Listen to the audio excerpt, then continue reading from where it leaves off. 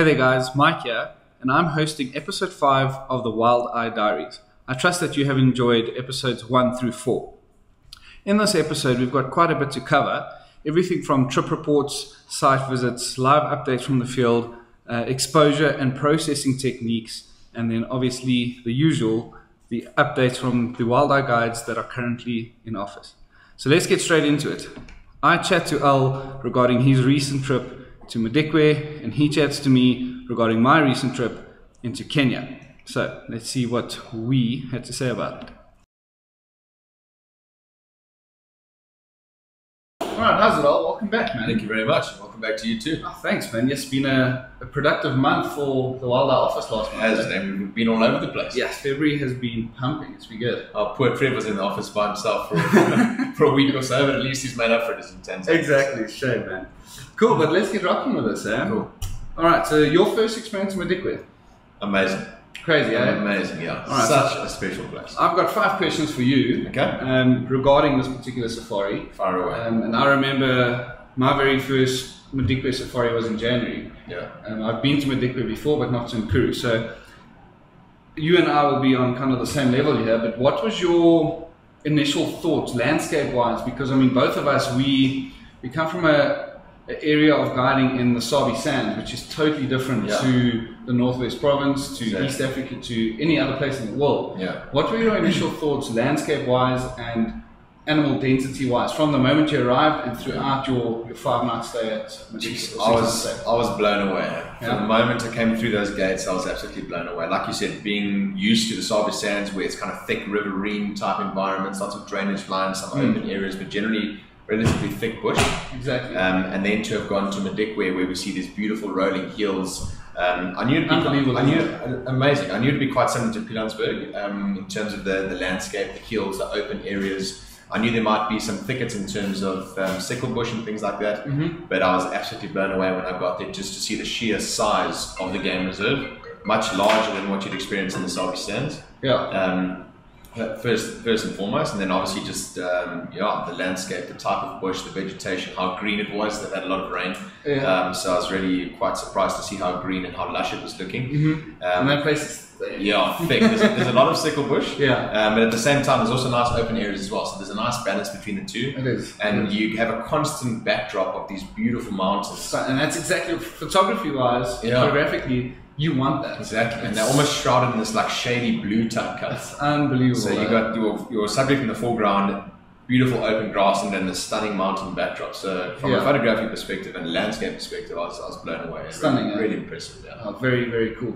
One thing that stands out for me in that area is the very red soils. Yeah. I mean, that red sand is just unbelievable. Exactly. Then you get these red ellies with gold light on them, so they're like the glowing elephant. That's right. Really That's one thing that took me by surprise as well, the color of that soil. That's so rich. Eh? There's always contrast. Wherever you're photographing, there's contrast between the green, lush green vegetation, the dark red soils, and whatever subject you're photographing. Yeah, that's mad. You're right, the elephants are like a totally different color. This is weird. Yeah. You'll see once you head into East Africa as well, it's also very different there. Awesome. It's like always thinking it's a different species of elephant, but obviously they're not.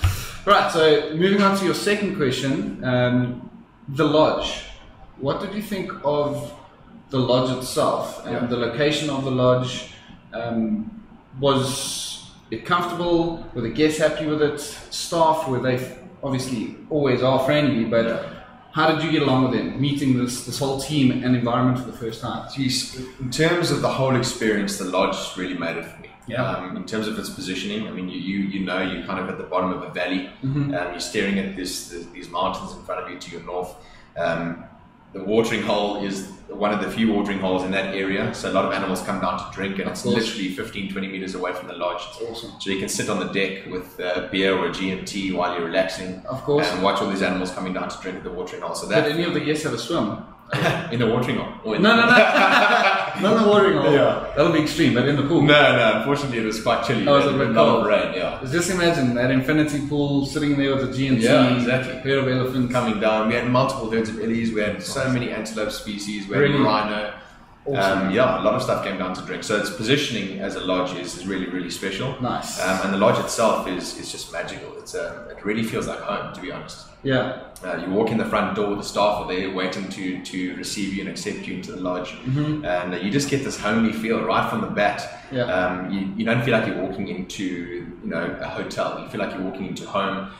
They keep repeating that if you want something, walk to the fridge and grab it, or so you kind of feel like in the beginning the guests are quite hesitant. And you see 2 days in, it's like exactly. People are making their own coffees. They're walking to the fridge, grabbing waters or grabbing drinks or whatever. So it really does feel like home. Exactly. And the lodge staff are super friendly, super attentive. They go beyond what you would expect anywhere else to make sure that the guests are having a comfortable, happy stay. Nice. But at the same time, they're not kind of in your face all the time. They just kind of let you do what you need to do, but they're there when they need to be, and they do things that need to happen.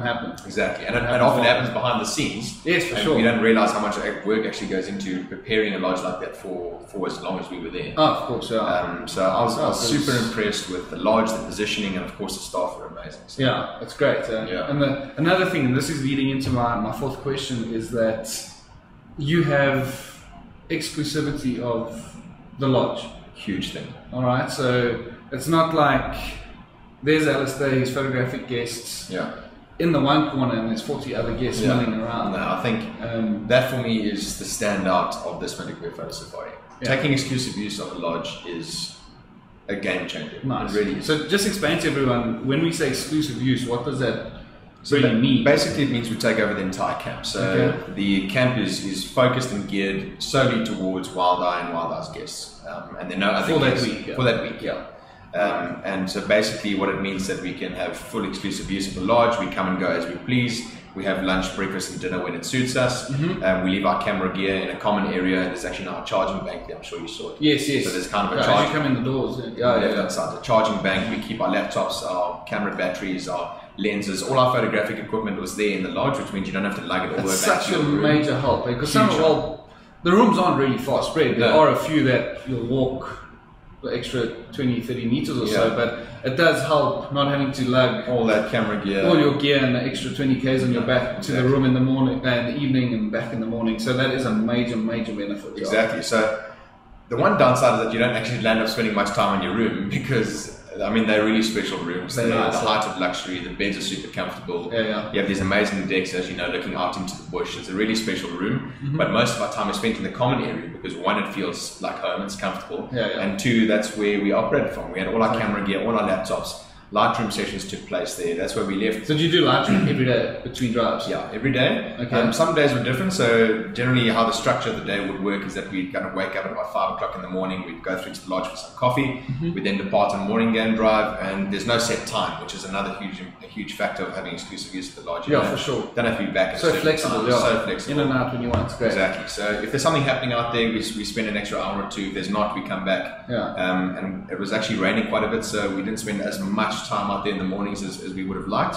Did it rain mainly in the morning? In the mornings mainly. But we return to the lodge, we have a nice warm cup of coffee and some breakfast, always helps. And then straight back into the Lightroom editing and the discussing of photographic techniques. Nice. And then back out in the afternoon. Cool. So sometimes we spend longer out there, sometimes shorter, but we always make up for it when we come back to the lodge. Nice. But there was a day that you guys came back, or Grant suggested, let's rather go back for breakfast, because this animal, was it a leopard? It was a leopard. Yeah, he wasn't doing much. So you guys went back for breakfast. After that, went straight back out there. Exactly.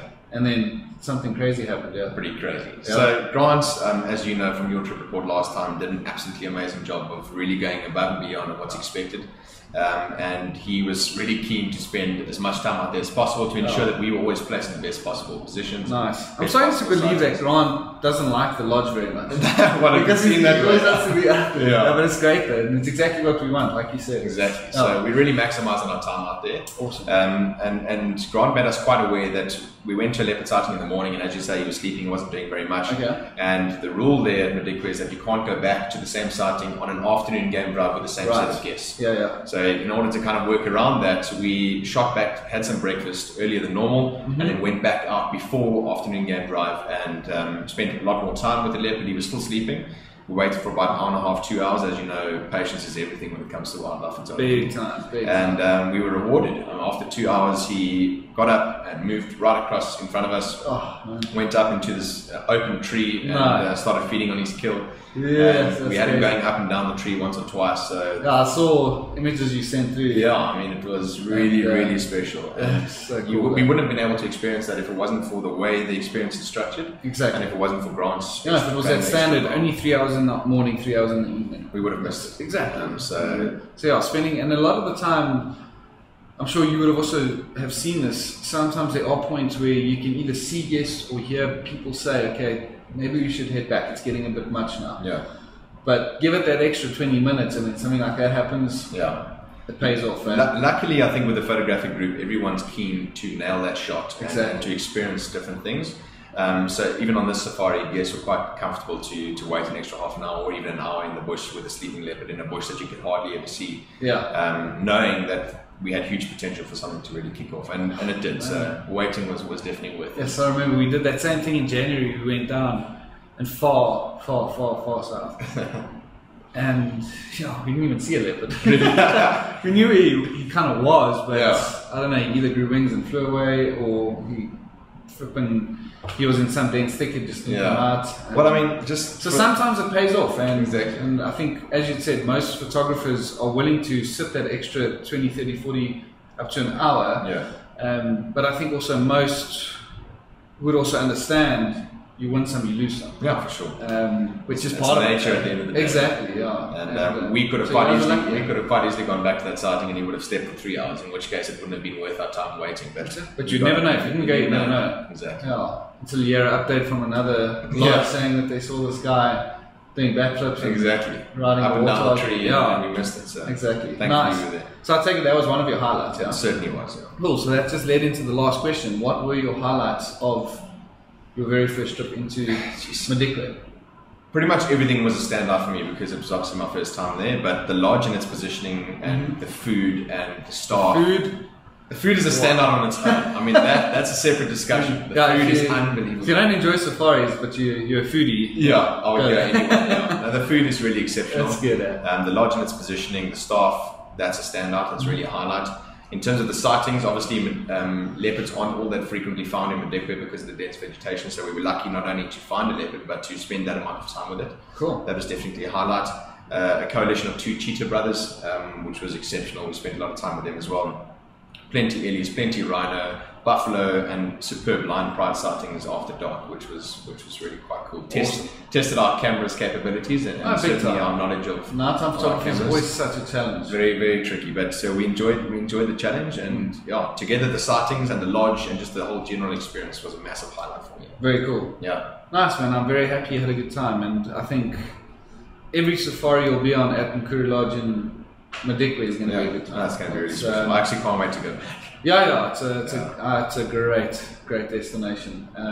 I remember, like you said, right in the beginning of your highlights now, everything was a standout because it was your first time. Yeah. And I've got this, obviously this wasn't my first time at Madikwe, but it was in January. It was the first time I explored Madikwe the way we did in January. And I don't know, I always have this thought and this feeling, or I always wonder of how do guests that are joining either us or any safari for the very first time, what's that feeling they have when they see an elephant for the first time or a destination for the first time? Exactly. And going to these new destinations is the sense of what they kind of feeling. I think their level of excitement is a lot more than ours would be. Definitely. But it really is. Yeah. But then there's also that part coming from a guiding background, so we're veering off a little bit here, but don't you feel a bit weird not knowing exactly where you are and where you're going? Yeah. Yes, it is. But in a sense, it's actually quite exciting as well because you've guided in a particular area for a number of years and you get used to that. You get used to the roads, the landscape, how things work. Even to a certain degree, you start to understand and predict certain animal movements within their territories. Yeah. So to be ripped out of that completely and placed in a totally different environment is a bit unsettling. Yeah. But also exciting at the same time. It's new places, new experiences. It's all part of it. You have no idea where the animals are found, what they're doing, and you're totally reliant on a guy like Grant's expertise of that area. And that I find quite comforting. So that OMG moment where it's there. Yeah. Kind of Grant knows that this leopard always sleeps under the tree. Yeah, exactly. It's hugely something. So in a sense, you experience exactly what a guest would experience. experience. Exactly. But I think you've touched on an important point, because we had a guest, Ivy, who was on our safari, who wasn't photographic. I skipped question 4. Yeah. Well, I'll touch on it anyway. But a lot of the time we have questions from guests, and you'd be aware of this, where they say, well, I'm not photographic, I'm not really into taking photographs, I've got a small camera, but I still want to come on safari. And I think this is an important topic, and you had a similar experience as well, so I'll touch on that when I ask you your questions. But Ivy she's Stuart's fiance. Stuart's fiance. Okay, so Stuart is a really good photographer, and he wanted to come and have this experience, but he brought Ivy along. And she was absolutely blown away. She actually ended up becoming like the videographer for the group, and she just took videos of everything, which is really, really awesome. In fact, I think I'm going to use some of the footage in my trip report. Please do, that'll be great. But she loved the experience. So even though the focus is photographic, and in sightings I'm at the back and I'm shouting out settings and things to keep in mind while you're photographing, but at the same time you can't lose sight of the fact that Ivy is there to take in the experience from a non-photographic perspective. And between myself and Grant, we made sure that the person who's not photographic is also having a good experience. Of course. So Grant, through his knowledge not only of the area but knowledge of the bush, is able to tell stories about particular animals, the setting, the environment. That's vital, which plays not only to a person like Ivy, but to all the guests. There are many times, as you would know, in a sighting when you're not taking photographs, and you would like to know more about what that animal is doing, why it's doing it, where it's come from, where it's going. And so to have that knowledge and that information from a guy like Grant, over and above just photographing, is a huge thing. Major, it's and for these of you who don't know Grant, so he obviously manages Mkuru Lodge, him and his wife Monique, and he's also the guide at the lodge. He also helps out in a few of our Mara weeks. But yes, Grant is photographic, but his guiding experience in general over the years is just... He is an absolute machine of a guide. His knowledge is incredible. Well, I think he said he's got 11 years experience in Madikwe. So exactly. He knows that place. He knows, he can probably drive around there with his eyes closed. I'm sure.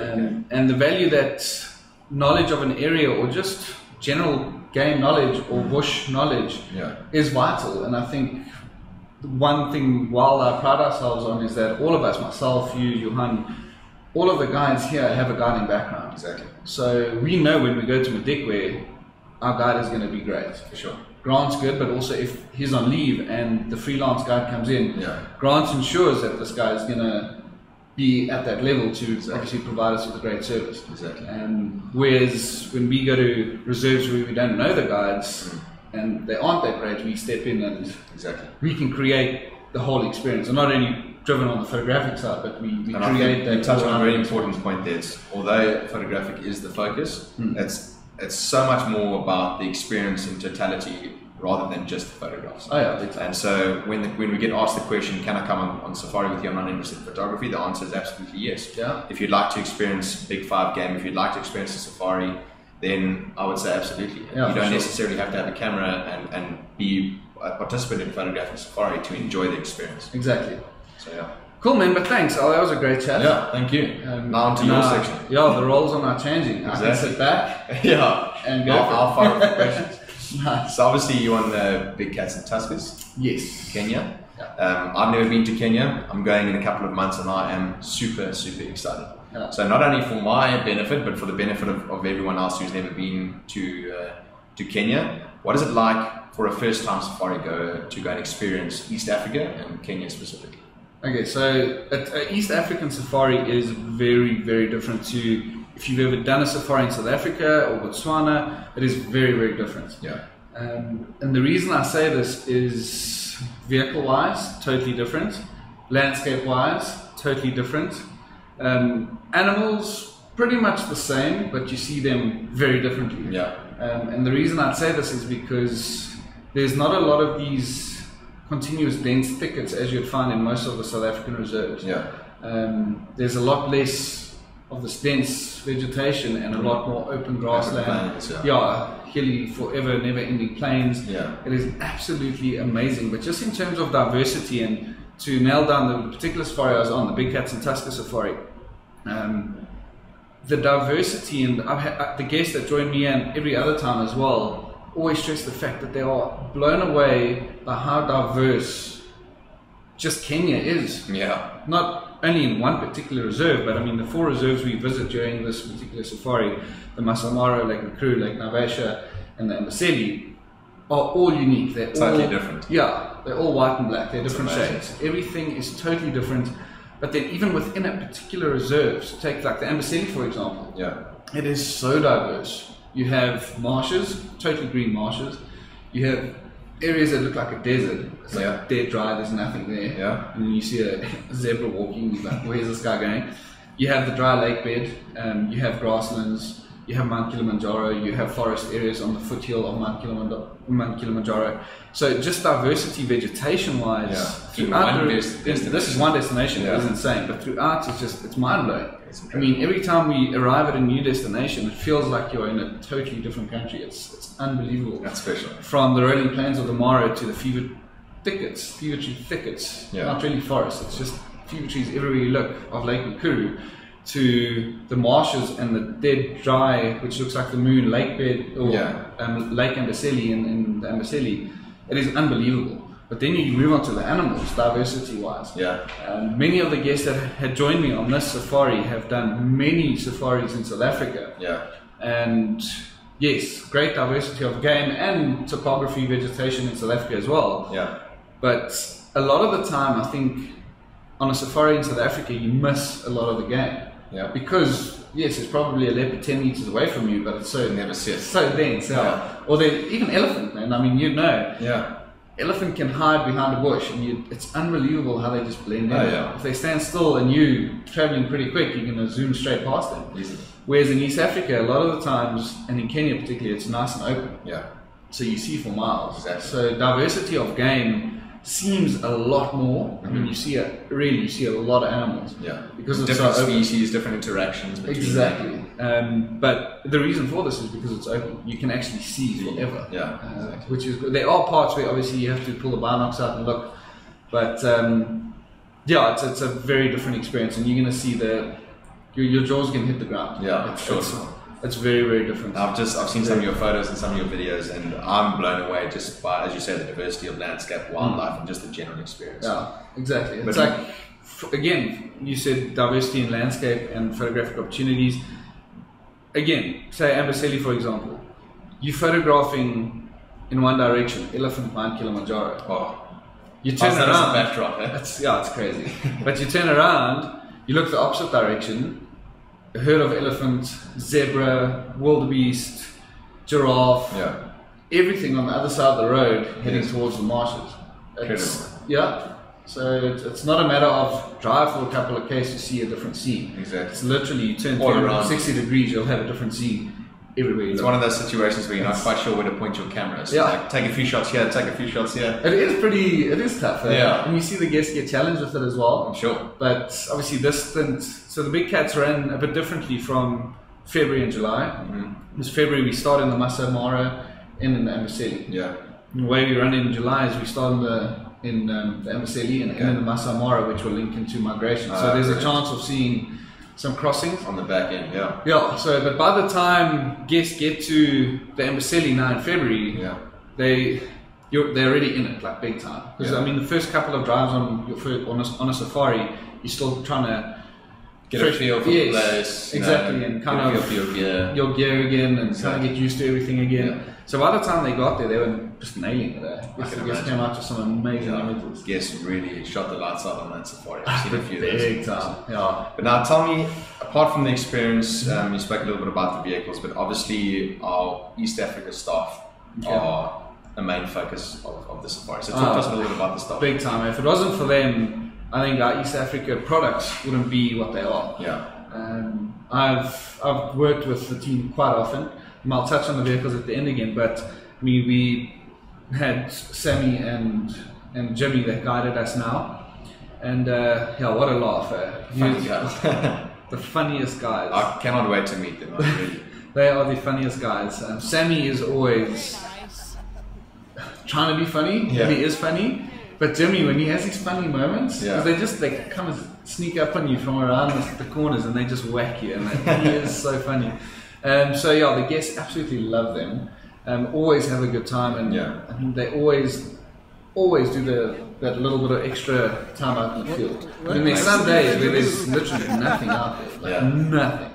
I'm tired, guests are tired, guests are sleeping. You know, it's been long. It's a long safari now, and they just don't want to go back. Yeah. Because they're determined. They need to find something now for the guests to photograph. Exactly. And it's like they don't want to be at the lodge. They just want to be out there. Exactly. If it was up to them, because it's not only for us a long time out in the field, but they're driving for 10 days straight. Yeah, it's a long time for them. They're driving every day, all day for 10 days. And they're switched on, they're engaging, they're interpreting, they're positioning. Yeah. It's a lot of work. It's hard work. And I mean, throughout all this, you'd think these guys are going to only want to do their separate little time out there and come back. Yeah. But that's not the case. I mean, you leave at about 6:15 in the mornings, go on a safari, and then you're only back at about 1 o'clock in the afternoon. You have some time to freshen up, import images, back up if you want. If there was time, we'd do a bit of lightroom or sorting. There was a guest who was the first time, a photographer in safari, and we helped her, I helped her import images and sort images and kind of put them in the correct folders. Yeah. But again, this is also very different to South African safari because it's not 3 hours and a massive gap in the middle. Exactly. You only have a short period between the two drives. Yeah. So that's obviously a big difference. I mean, as you've said, South African safaris are typically that kind of structure. Yes. Unless you take exclusive use, like we just spoke of Madikwe, where you have a little bit more flexibility. Exactly. Yeah. In the case of Kenya, you want to spend that much more time. Yeah, because there's always stuff happening. Exactly. I mean, like they say, our animals go lay down in the heat of the day and hide in the heat of the day. Yeah. Sometimes there's no place to hide. Yeah, exactly. I mean, like in Avicii, it's just open, and they're always the whole day they're in the marsh.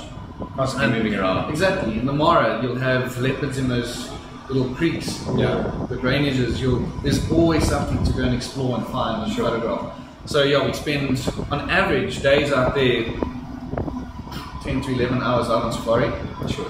So it's a short break in the middle, freshen up, lunch, straight back out. So it's an intense, lots of time out in the bush, many photographic opportunities. Smack it all. And you're going to take a lot of photos. A lot of photographs. It's going to be a lot of But in saying this, for these of you and like yourself, you've seen photos of our vehicles and you kind of know how they're structured and what they're all about. Yeah. But our East Africa vehicles are also totally different to a South African vehicle. It's not about rows behind each other with 6 guests sitting in it. Yeah. Yes, we were 6 guests, 5 guests and myself. Yeah. But our East Africa vehicles are Land Cruisers, they're covered vehicles, so firstly you can spend that amount of time in them because it's comfortable. Yeah. You're not sitting in the baking sun, you're covered. Yeah. The vehicles, windows open widely, the rooftop opens up, so you can stand, it's very, very comfortable, you can move around in the vehicle, stretch the legs. There's a cooler box with drinks, beers, waters. It's crucial. Particularly if you're out there for 6 hours a day, you need something to drink. There's snacks, there's nuts, there's crisps, there's fruits. There's a charging bay, a charging station in the front of the vehicle. So if your phone battery runs out or your camera battery runs out, you can actually charge them in the vehicle while you wait. So awesome vehicles and very easy to spend many hours in them. Brilliant. It's like a hotel on the move, isn't it? For sure. That's awesome. I'm really, really excited to meet the team in East Africa and obviously to experience that type of safari. It's a great experience. It really is. And I think the last shout out in mentioning all that should go out to Billy. Yes, of course. He's our man on the ground in Kenya. He manages all our logistics. He makes sure that all our guests get to their hotel once their flights land, get from the hotel to the airport to fly out to the Mara, wherever it may be. Yeah. So he's a great help, and the guests absolutely love him. We see him en route. We caught up with him in just outside Nairobi, and he gave us some extra cash and supplies for our last 3 nights. So he's an absolute legend. Busy man, eh? Extremely busy. Keeps himself busy. And so do we keep him busy. I'm sure. Awesome stuff. And we spoke about my Madikwe experience about the non-photographic guest and how that kind of plays in, and how it ties in at least with the rest of the photographic offering. You had a similar experience, so tell us more about that. I did. So Deji, one of our multiple repeat guests, he brought his wife Elaine along on the safari into Kenya, and she actually wrote a nice report for us. It's live on the blogs, so go check it out, go give it a read. It's really eye-opening because I think a lot of people are hesitant and they don't want to join because they're not photographic. Or they're going to feel intimidated, or get bored from hearing all the ISO settings, the apertures, Exactly. all that kind of stuff. And she explains it in brief very, very well. Awesome. And she absolutely loved it. She loved every moment. And like you said, she became a videographer. She was also big into her videos, taking videos of her husband, and photographing. And so it was really, really special. And massive thanks to Elaine for putting that write-up together and sending it to us. It's much appreciated. Awesome. Definitely go check that out, guys. Pretty interesting. But I mean, previously to this as well, I had, it wasn't a non-photographic guest, but it was a very serious photographic guest, actually, like super serious. And him and I were chatting at a Shanzela safari. We will be in May. That's right. And him and I were also chatting about the value a guest or a non-photographic guest can get on a photographic safari. Yeah. Because a lot of the time on a normal safari, people race around and do the check off. I've seen lion, I've seen elephants, I've seen buffalo. Spend your 5 minutes in the sighting and move on. Off you go, And I stressed the fact I had a good chat to Elaine. I think we were sitting waiting for elephant coming from the foothill of Kilimanjaro towards us. Yeah. And she mentioned how amazing everything is. She was just looking around and just loving it. Yeah. I told her it sure is.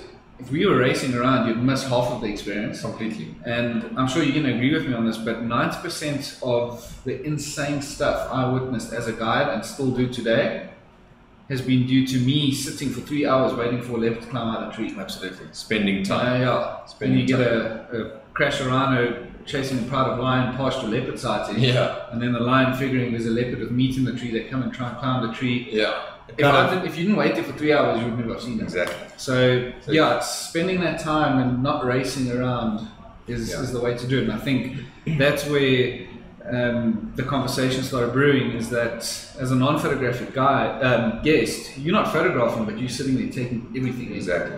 And I think it's vital. Awesome. It's a great part of it. Fantastic. And then the last one, obviously my highlights from Madikwe was pretty much everything. It's hard to pinpoint because it was my first time. But you've done Big Cats and Tuskers before, so talk us through the highlights of this specific trip. Look, it is also very difficult. I think you can go to the same destination 100 times and picking up one or two highlights is always going to be a nightmare.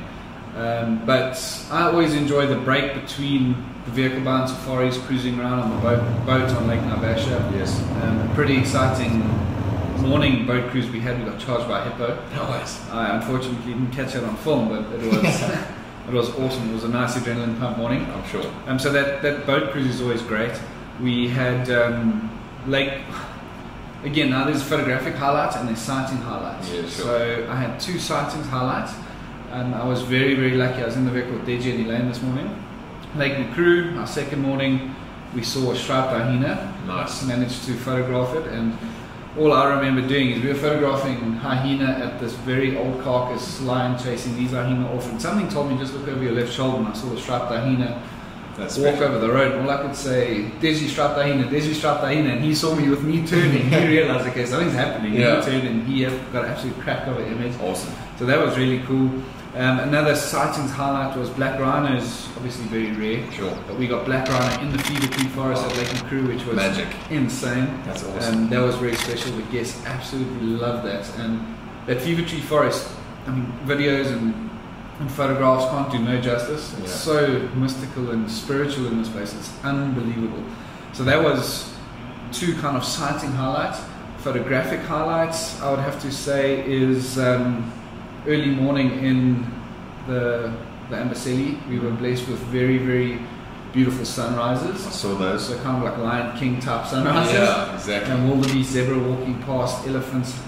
Amazing. That was absolutely... What starts your day? Oh man, you wake up with that. Clear Kilimanjaro, it's beautiful golden sunrise. It was absolutely insane. Doesn't get better than that. No ways. And so we spent a good 30 minutes of the morning there photographing, which was a photographic highlight. Another photographic highlight, and then I think a big highlight for all of us is, and one of the guests, Barbara, she actually did an extension with me, a 3-night private guided safari after Big Cats and Tuskers. Yes.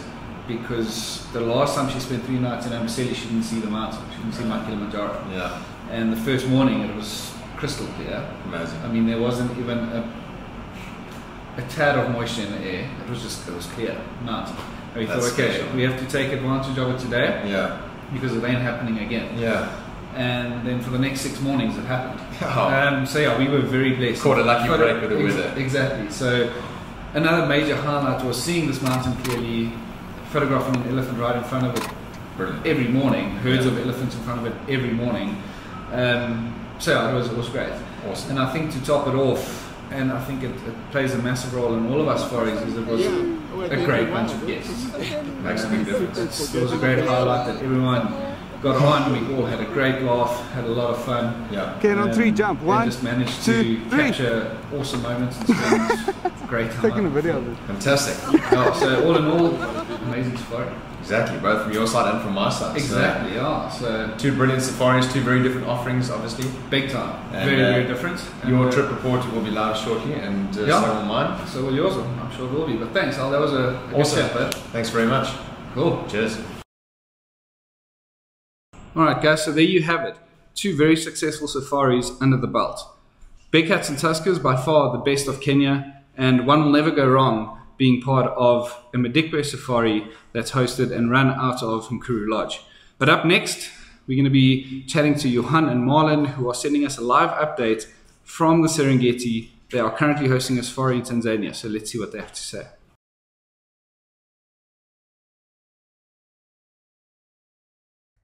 Hey guys, Johan here. Marlon, yeah? Look at the view. Not me, that one.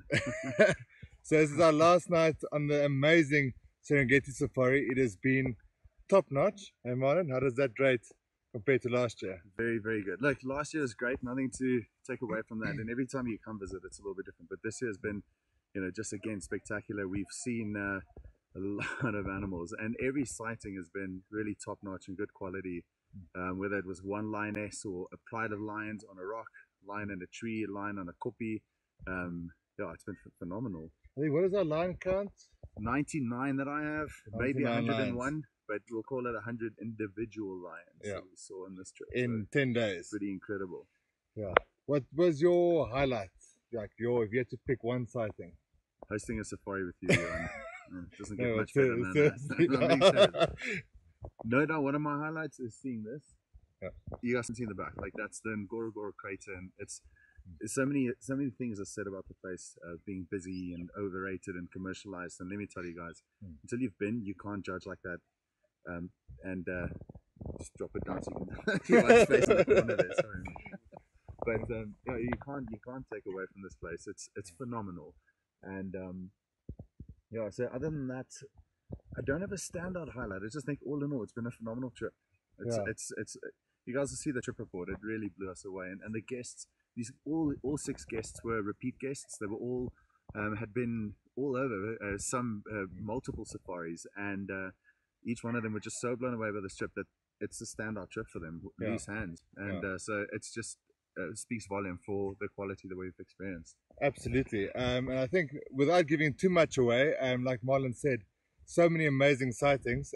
We'll share all of that in the trip report with you guys, but just a little sort of taster. 2 male cheetahs that we had in the rain. A couple of days ago, hunting, unbelievable. And then also leopard with a cub. That was also incredible sighting. But we'll show you guys the photos. There's some pride of 12 lions lying on a rocky outcrop right next to the road. That is also on the first as we got into Morukopis, which was pretty spectacular. So lots of cool highlights. It will all be on the next episode of the diary, so I look forward to sharing that with you guys. Cool, guys. Cheers. Thanks for that, guys. It seems like you and your guests are having an incredible time out on safari, and the images you guys have sent through and the stuff we've seen on social media this far just seem spectacular. But up next, staying on the topic of Tanzania, Gerry chats to Trever, who just enjoyed a site visit to Selous Game Reserve. Let's see what he had to say about it.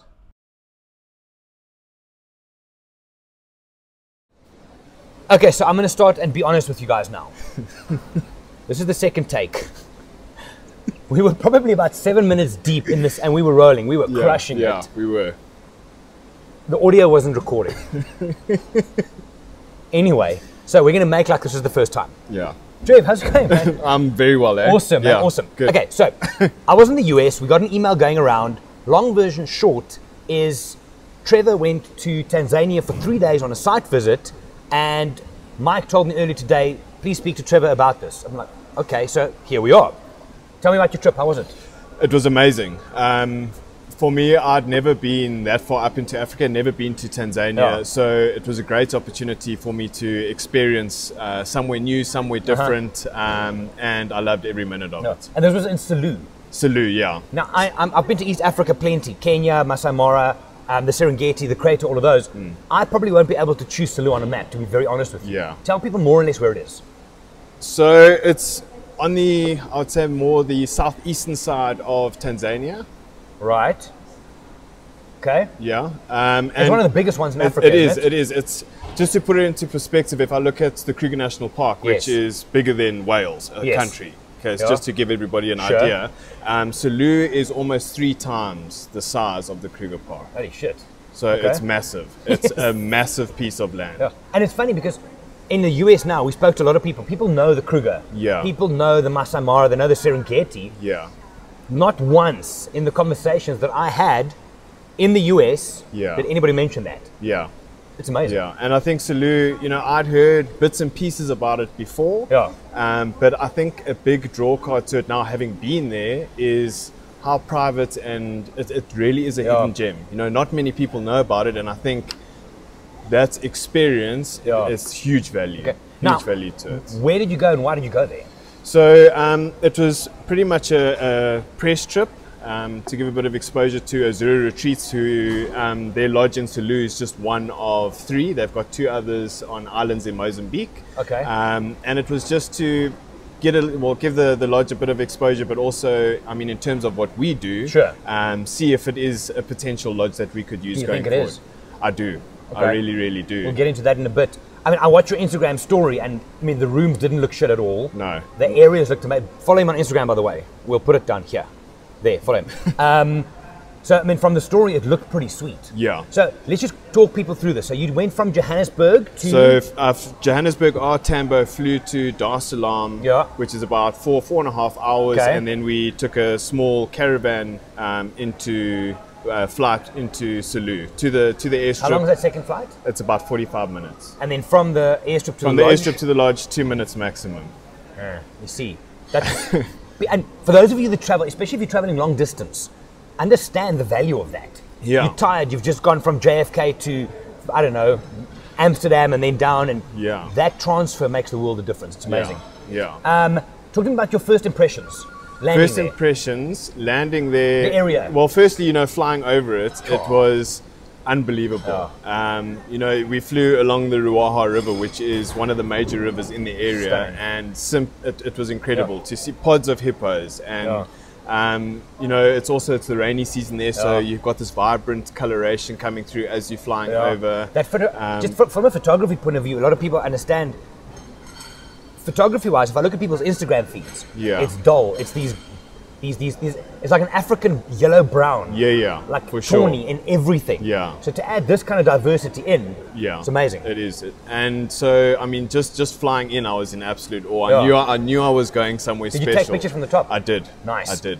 And landing? Landing there, you welcomed by not just one individual or 2 individuals, the entire staff. Come stand there. Well, they knew you were coming. Exactly. Only the best for you, Trever. Wouldn't expect anything less.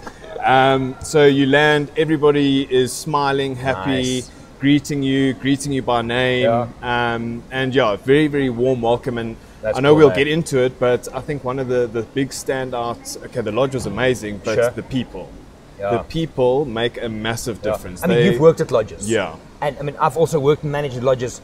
The one thing that and people ask, oh, what's the beds like? What's this like? That's not the question you should be asking when you travel. The question is, how long have the staff been there? Yeah, exactly. How long has the guide been there? Can you go off-road? We'll talk about those things. But the people, it's everything. It makes a huge difference. And you can see that they're passionate about what they do. The attention to detail. It's not something that you'll pick up very easily, but when people are doing it, it really, really shows. So I think for me, a big standout feature of the lodge and the whole experience was definitely the people. Let's stick to the lodge for a bit. How many rooms? 12 tents, and each... Explain tent to the people, because I know there are some of you watching at the tent and you think you would have pictured yourself. So tent, it's not rustic at all.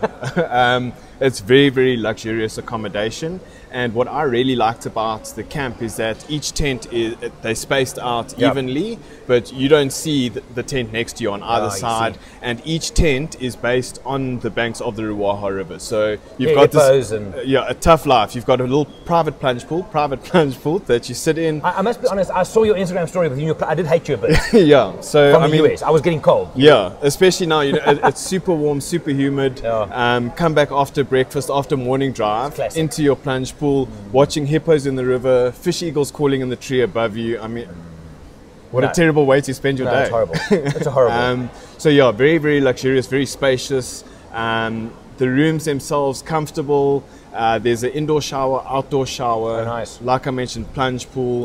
There's no fence around.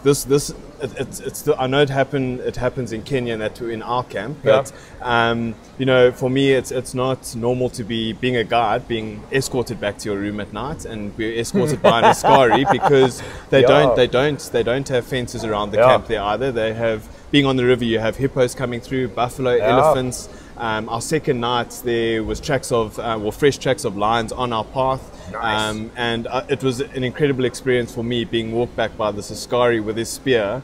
And I felt very odd because it's normally me walking guests back, but incredible experience. Awesome. And then so 12 rooms, so 24 people max. Game drive vehicles, is the open ones that we have in Southern Africa or the Kenyan closed Yes, so ones? it's open vehicles, Land Rovers, and they've just got the canvas roof. Okay. Which is also very, very nice. So still for birding and things like that, and also with how warm it was now when I was there, you get that nice breeze and that coming Now, in the first take, which was amazing, by the way, which we messed up because the audio wasn't working, we started talking about off-road driving. Yeah. This is one of the few places that I know of in East Africa where you can actually legit off-road drive. Yeah, so I think I'll touch on a few things here. Firstly, the area that we were driving around and around the camp, they've got 4,000 hectares just to themselves.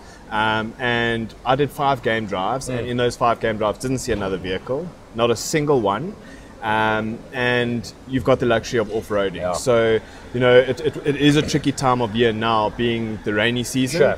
And our first night, it rained from 9 o'clock in the morning till 5 o'clock, well, 9 o'clock in the evening till 5 o'clock in the morning. And it made game viewing a bit difficult. And, it's not to say that animals weren't there. There was lion tracks, leopard tracks. But as soon as it leaves the road, that's you done. I think, and there's no self-driving. No self-driving. So, because in a lot of, if you look at Serengeti, you look at the Mara, all of these places, these are incredible reserves, but people can self-drive. So every guy with the 4x4 arrives there, and suddenly they think they're Bear Grylls himself, and they want to go off-road. And in South Africa, most of the reserve that we operate in, all of them, I think, we don't operate in self-drive reserve at all. No. And there's a big, big, big value add to that. That exclusivity is amazing. Yeah, for sure. I mean, most of the lodges in that are great that we go to, but to be able to drive around and not see another vehicle in 5 drives, it's unheard of. When the lodge is full, how many vehicles do they put out? So your lodge? You can have a private vehicle there. So, for example, if we were to use it as a company, we would obviously take out a private vehicle for our guests. But they've got 3 vehicles there. So they would limit it to 8 on a vehicle. Nice. That's pretty cool. Which is quite nice as well. So obviously, if I was thinking of it in terms of trips for us, we would have 5 guests and a Wild Eye guide. And I mean, you would have more than enough space on the vehicles. Yeah, it works well. Now, tell me about the area, because if I speak to any of you as well, people think of East Africa as these rolling plains, Masai Mara, Lion King, One Tree. Is that it? So I was pleasantly surprised, not knowing much about the area, and had done research about it just to try to get an idea. I was very pleasantly surprised with how diverse the area was. So first things first, you've got the Ruaha River, which in itself is an experience. Flowing, an experience in itself. Bird life incredible, hippos. You can do a boat cruise, which I did. We can get into that. And then you've got these beautiful open areas, as you would expect when you think of that area. But you've also got very dense vegetation, lots of drainage lines, very forest-like. And it was our second morning, we were tracking a female leopard and her cub, and we were going through very dense area, forest-like, and we came around the corner. As we turned away from the drainage line, it's just boom, big, massive open clearing. So I think it's got a bit of everything. I think the nice thing there, and again, we're speaking photographic terms here, is you can go to one place and get different. It is still working. We're just checking. Good audio. And you can get different images and diversity of portfolio in one trip. Yeah. So for myself there, you can do one whole experience just on the river, and you can if you are a keen birder. Sure. This time of year must be golden for birding. It is many birds, and they've got over 400 different species of birds in that area. So I mean, for a birder, it's ideal. And then you've got the plains where you can do a lot of the general animals, giraffes, zebras, wildebeest, that kind of thing. Let me ask you this. I mean, if people go to, for example, Madikwe, our trip there is 6 nights. Yeah. I would never recommend for anybody to go to any one destination less than 3 or 4 nights. Yeah. Because you want to get into it. You kind of settle into the rhythm of the area. How long would you spend there? So I would also, 3 nights is obviously too short. In terms of traveling there, although traveling is easy, I could have quite easily spent another 3 nights there. And I wouldn't go for less than that. Because you're not just doing the same thing every day. It's not one routine. That diversity is great. Typically our routine was we would do a 5-6 hour game drive in the morning. And try and explore as much of the property as we could.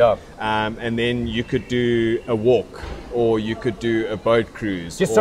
Both of those things, the walks and the boat cruises, is a pretty cool thing for that part of the world. It is. Because in Serengeti and those, unless you go to a private concession, you can't. Yeah. So the walks, getting on foot in the wild? Yeah. So, my thinking behind it would be to even a morning, the mornings are such a beautiful time there. To almost do a 3-4 hour walk, as opposed to a drive after you've done a couple of mornings of drives. And then we did a boat cruise in the afternoon, and like a booze cruise. Okay, Arno, did you have a drink? Yeah. He had a drink. It's a booze cruise. I'm joking. But that experience itself, we went up the Ruaha River, and you going past pods of hippos. So in terms of photographic opportunity for them, incredible. Once again, fish eagles calling in the background, sun setting. For those of you that have been to Africa, you'll know what he's talking about. It is really cool. If you think of what would the perfect sunset in Africa be, that's what it is. We pulled off just before the sun was setting, and we had drinks on the side of the river. So you had the sounds of the hippo in the background, fish eagle calling, sun setting. It's great. Amazing. I'm thinking now, from a species point of view, if you say to me, Madikwe, I think wild dog. If you say to me Sabi Sands, I think leopard. You say to me Masamara, I'm thinking maybe lions or cheetah. Yeah. If I say Salu, where you are now, what would be, or is there one species that kind of is highlighted as a highlight? It's a hard one. There's a few. I would say there's a few. In terms of photography, hippos is a big one there. There's endless opportunities, but predators as well. Chatting to Vitas, who was our guide there, they've got 5 different prides of lions in the area that they see. And in the last 2, they've got 3 different packs of wild dogs that they see there. And the last 2 years, a pack of wild dogs has denned on their property. So, actually, I'm now thinking dogs do feature. Yeah. So I would think predators is a big one there, especially the dry season. If my thinking is if you've got 5 prides of lions in the area, you've got that river system. Oh man. And then you've got wild dogs. It's a perfect storm. I think the winter months there and the dry months could be spectacular for predators. Wow. So from here on, are you going to plan a trip there? What's happening? Well, that's where we've got to check. Yes. I would like to, in terms of game viewing, like I mentioned, it was tricky, but it was one of those places where you can see, it's not difficult to see the potential that it has. And I would love to try it. I really would. Well, the nice, from what I'm hearing is, and this is what we say in all of our trips, it's not about the wildlife photography as such. Don't judge the success of a safari on the image you get. It's the experience of wildlife photography. Look, I think as far as a portfolio of products, we quite out there.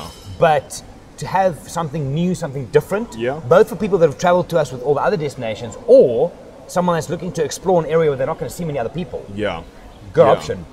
So and it's easy to combo with quite a few things. I think so as well. You do 5-6 days there, you can quite easily combine that with... Are you doing a blog post on this? I'm definitely am, So what we'll do is it'll go onto the Wild Eye blog as soon as Trevor's finished with this, and then go and follow him on Instagram. He'll put a thing in his stories and stuff. It's pretty cool. What's your next trip? Madikwe. So I head to Madikwe 20th of April to the 26th of April. So you guys have the first on this. So we're going to send out a newsletter next week. Today is Friday for the diaries. Next week we're sending out a newsletter with a package which combines Madikwe with Cape Town. Yeah. So for those of you that are keen on a Madikwe 6-night, 5-star lodge, you're not going to beat the price on that. Yeah. Plus a combo to Cape Town. Get hold of Trever. We'll stick his email address at the bottom here. You can't beat it. It's unbelievable. I managed this lodge many years. It is sick. It's amazing. So April, and then after that? After that, I go to the Mara in June. Oh yeah, then Mara kicks off. Yeah, Mara. Yeah, we're doing that photography thing. Photography. We're doing God, I can't even think. My brain's tired. Photography Academy. Olympus is sponsoring a whole bunch of cameras. We're doing courses with the Rangers and stuff. So Al, Trevor, myself are going up for that. Yeah. Good stuff. Busy year. Yeah, busy year ahead. Cool, guys. If you have any questions on this trip, get hold of Trevor. If you want details, watch the blog post. If you want to do a private guided trip to Tanzania, to Selous, he's the expert now. More than most. But check it out. Definitely something to look at. Yeah.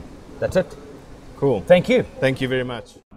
There we go. Thanks a lot for that, Gerry, and thanks a lot, Trevor. It seems like you had a good time, and it seems like a very interesting destination. Up next in part 4, Gerry chats about an elephant image that he took a while back in Mana Pools. In this particular image, he photographed this elephant with the full moon behind it. And due to a lot of questions coming off of social media platforms, he's decided to provide us with the following content. And it's where he's going to chat about exposure for this image and also a bit of processing techniques for it.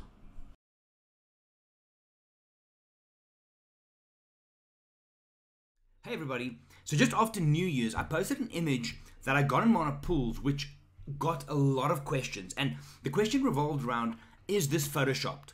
How many layers did you use? And I said, no, it's not. It's a single image. I don't do composite images.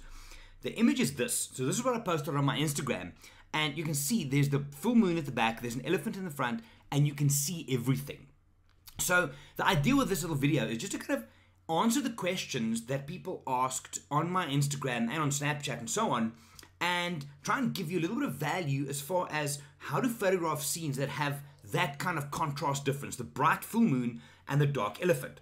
So if I jump into Lightroom just to show you, this is the original raw image, untouched. So this is what I shot. Now, before we move into the processing of it, it's important to understand your histogram.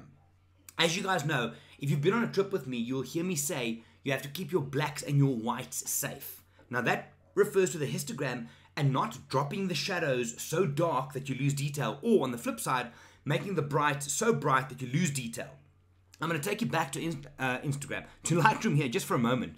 If you look at the histogram up at the top here, the far left, as you know, is pure black. The far right is pure white. You will see here that this is not touching yet. So that means there really is no pure white in this image. On the other side, it is touching, and I can also see this because this little triangle here is lit up, but it isn't climbing up the wall dramatically. So there's not a lot of the darks that have been lost.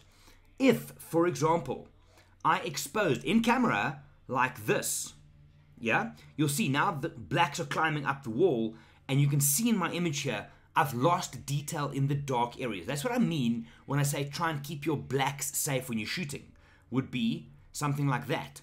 Same thing on the left hand, on the right hand side now here, this is safe. My whites are safe. If the whites were not safe and I overshot this, I overexposed this, that would happen. So now you can see it's climbing up on the side here. There's no more detail in the moon. So the challenge in this scene was to try and photograph as much of it as possible in camera without losing detail. So what I did here, if I just show you this raw file again, for me the important thing here was I needed to see some detail in the moon. So I could in camera have pushed it up a little bit to there. The elephant would look better, yeah, but you can see the moon is going. So what I did here, and what I told Ida and Jono when we were in the field, is shoot for the moon but protect your blacks. That should mean something to you now. Shoot for the moon but protect your blacks. It's a cool hashtag. No, it's not. Moving on. Sorry. So what we did here is we composed the shot and I shot it. We took a whole range of these in order to get as much information in as possible. The idea was, and in scenes like this often is the case, you shoot for your processing.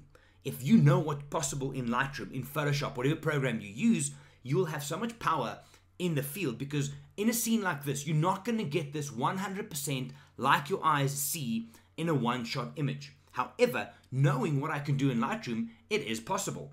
So with that in mind, again, in a scene like this, there's very bright, small area, there's dark, the rest of it. I know for me, the important part that'll make this work is the detail in the moon. So I didn't want to lose that. So I underexposed it a little bit, but at the same time, I made sure my blacks are safe or damn close to safe. With that said, into processing we go. So this is the raw file. Like I said, what I wanted to do here is, first of all, I want to lift this up.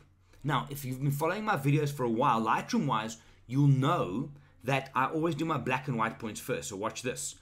I hold Alt, I click black, I drop it down, and then I take it up until I literally just have specks of color. So you see that blue shining through there? That is pure black, release. I do the same with white. I hold Alt, I click, I swing it all the way up, and then I back it up until I literally just have a speck of red, like there. So now that's defined black and white. If I look at before and after, it doesn't make a huge difference, but you can see there's a little bit more detail and brightness in the dark areas. Now, what I will do, my black and whites are set. Now it's a simple thing of taking the shadows and the highlight sliders and working accordingly. I know, and you should, that shadows will be affected by moving the shadow slider, not the black, but the dark areas, which is all of this. The stuff you can see that is not pure black. So, shadow slider, watch what happens. I take this up. Watch what happens to my foreground. Aha, there it is. Right? Now I can say, cool, I want to do the same with highlights, which should affect the moon here. I take that and I drop it down a bit. And the sky, because that's the brightest areas. Okay, now we're getting somewhere. If I look at my before and after, now it starts looking more like a natural scene. Remember guys, again, we are shooting for processing in a scene like this. Your camera cannot expose that super bright and that super dark in one image. So, at this stage now, I'll say to myself, okay, this is cool. A little bit of clarity maybe, just punch up the details. You'll see over there. Remember, clarity for me is edge contrast, yeah? Contrast on the edges. Now I'll say, okay, cool, I've done this. Now I want to do some local adjustments. Let me stop you there for a moment. For those of you that do not have my workflow document, email me. Email's down here, and I will send it to you. It's a basic idea of how you can approach your Lightroom workflow. For example, an artist is not going to sit down at a canvas, start painting, and then halfway cut half off and carry on. No, you crop first, should you want to. You clean dust spots, and you straighten the horizon. That's the first three things. Then you do global adjustments, what we've just done. Adjustments that affect the entire image. From there, you start isolating. Reason is, if I just dive straight in here and I went for the moon immediately, and I do general stuff, it'll affect the moon as well. So you work global first, and then smaller. So that's what I'm going to do now. I'm going to open a brush here. I'm going to do this area first. And I'm just, for purposes of this video, I'm just going to fly through this. But I'm going to want to lift the shadows up a bit, maybe lift the exposure up a bit. Edge and, what's this, flow and density. If you haven't yet, go and look for flow and density on the Wild Eye YouTube channel. I've done videos on that in the past. I'm going to go big, and I'm going to paint over here. Now, you see how the red comes up. This is a question I had yesterday on a WhatsApp. Is the red shows me the overlay of where I'm painting. To remove that, I hit O, and now I can see the real-time adjustments that I'm doing. Right, so now we start getting somewhere interesting. Now I say, okay, cool, I've done the foreground. Now I want to look at that moon and do that specifically. I'm going to create a new brush. I'm going to reset everything. I'm going to, in this case, get the brush, which is quite nice here from a moon point of view. Let's zoom in a bit there. The same size as the moon, ballpark for now. And on here, I'm going to drop the exposure down and the highlights down. So I'm only doing it for that area. And then I can just click on the moon a couple of times. With that done, I can now manage the moon on its own. You see, so I've got this brushed on the moon. I can look at O, and that's where I've painted. Yeah. So now I'm going to do even more. Let me just do that. So I'm trying to get in there. There you go. So I brush the moon a bit like that. Yeah. And now you can see I can manage the moon and the brightness. Obviously, I went over the lines a bit. I'm so sorry. But you get the idea. There we go. Close my brush. And I zoom out and I give you a before and after. That's the scene. So again, if you look at the before, that's what the camera shoots. You had to tell the camera, make sure I expose for the moon, get the detail in the moon, but don't lose the blacks. Keep your blacks safe, right? Because I know I can bring the blacks up if it's not lost. If they climbed up on the wall in the histogram, the blacks would be gone and you would get a lot of noise if you try and bring it back. what I see on the right hand side, my final process image, is what we saw. That, if you were next to me in monopools, that's what you would have seen, and that's what you would have photographed. So guys, short tutorial on seeing an image with super high contrast, decide which is the important part, expose for that. But if you're exposing for the brights, keep the dark safe. If you're exposing for the darks, keep the bright safe, and always shoot for your processing. Remember now, you can't do this with things like silhouettes and stuff where you're shooting into the sun, because then you automatically, the sun will be burnt out. The whites are lost. The foreground will probably be pitch black, and the details there would be lost. So sites like this, scenes like this, full moons in Africa, beautiful way to shoot. If you have any questions, again, drop my email. I'll put it down here for you again. I am looking to pick up my Lightroom for wildlife photography videos. You can find that on the YouTube channel as well. I hope that helped. If you have any questions, give me a shout, and we'll dig deeper in a future episode. My name is Gerry. I'm from Wild Eye. I'll see you next time. That was really great. Thanks for that information, G, and also for the great inspiration. I hope you guys have learned from that as well. Lastly, we're going to end this episode off with an update from all the Wild Eye guides who are currently in office.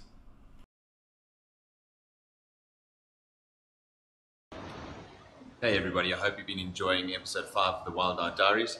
It's been quite a busy couple of weeks for everyone in the office, with everyone getting back from the US Roadshow, and Marlon and Johan heading off to Tanzania for the Serengeti Safari.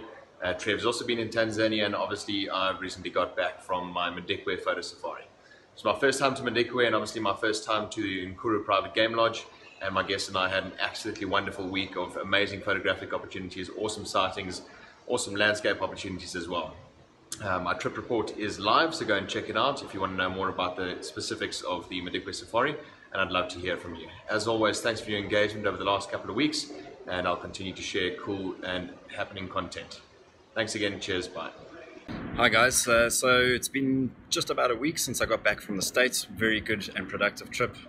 My first time over there, which I've thoroughly enjoyed. And yeah, I've been getting stuck back into leads and just following up on conversations that we had with some of the great people that came past at the travel show and expressed an interest in helping us have our team help them to find their Africa. So been a good week on that front. Just finishing recording the Behind the Frame series. If you haven't checked that out, go and do so. Episode 5 is now live, and actually heading off to Cape Town a little later this evening to spend the week visiting some family down there, going to see my gran and my folks. So yeah, looking forward to spending some time with the family, and I'll still be online. So if there are things that you have questions around Behind the Frame or any upcoming trips, give me a shout. Always happy to help. Hello everyone. So the last 2 weeks have absolutely flown by. I can't believe how quickly it's gone. Been super busy in and out of office, sorting out all our camera rental gear, getting it in top condition, wrote a number of blogs, and I've also just returned from a 3-night site visit to Selous Game Reserve in Tanzania, which was an absolutely incredible experience. And yeah, so busy 2 weeks. Hope that you all have had a wonderful 2 weeks, and we'll be in touch soon. Hey guys, so I'm back in the office after what feels like a whirlwind trip through the US. It was about 4 weeks. I spent time in Chicago, then Salt Lake City, I was trying to remember, then San Francisco, New York, back to LA, back to Boston, back to New York. Original itinerary wasn't going to be that rough, but presentations popped up, so we made it work. And it's been an absolutely amazing thing to be able to share with people what we do and kind of FaceTime for them to see that, you know, we talk all this big game on Instagram, and that they can come and see us and we can talk safari. So that was a pretty cool thing. It was a nice thing for me to know that, and I said to the guys this morning that even though Jono, Marlon, Andrew and myself at different times were out of the office kept on running. We have this core, beautiful core of people now, and the girls kept it going. Laura, Elisma, Tanya and Tammy, they kept the system running. The guys were in, Mike, Alan, Trever, so it's amazing to know that even with travel, the things keep going. And at one stage, which was cool for me, is there was, while we were in the US, I was in Chicago, Marlon was in New York, there was a trip in Madikwe, there was a trip in Kenya, there was a trip in Tanzania, all kind of happening at the same time. So good to know. I mean, from a business point of view, it feels great. From a personal point of view, it was just great for me to see that the passion we have for what we do, people enjoy, and they come and see us and ask us about it, and they want to travel with us. And for me, I said to the guys as well, we had a quick meeting this morning, the easiest question that we had at these travel shows was, why should we travel with you? And it's the simplest thing, really, really easy. What else? It's Friday now, so next week, Wednesday, I'm off on safari, heading up to Kenya, to the Masai Mara for a private guided trip. We're going to go looking for Scar. Hope we find him. And then back to Sabi Sands for the rest of the private. So Masai Mara, Sabi Sands in the private, back for a week. After then, planning, what am I next? Londolozi. So yeah, nice and busy, wouldn't have it any other way. And I'll be sharing it all along with you guys on social, so make sure to check it out. And that's me for this week. My name is Gerry, I'm from Wild Eye. Chat to you next time. And there you have it, guys. Episode 5 of the Wild Eye Diaries is a wrap. We appreciate you taking the time to watch this. And if there's anyone or something that you would like featured in the up and coming episodes, please get in touch. We'll truly appreciate your engagement. Cheers for now.